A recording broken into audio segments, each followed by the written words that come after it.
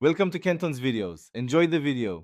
You start by confirming the model and capacity so you match output to your device. Plug the correct cable into the bank and the wall charger.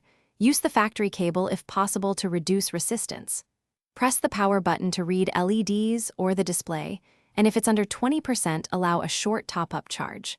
Once done, inspect ports for debris and make sure firmware or app isn't required. This avoids degraded performance and prevents surprises when you need power.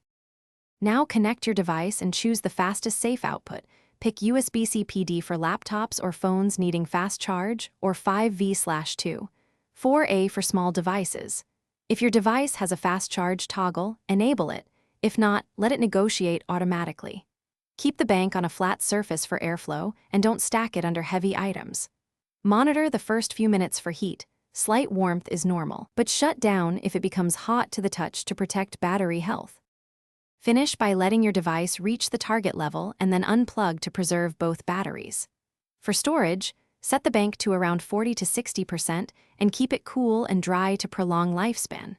If the bank won't charge or power devices, try a full reset by holding the power button for 5 to 10 seconds, swap to a known good cable, and test other ports.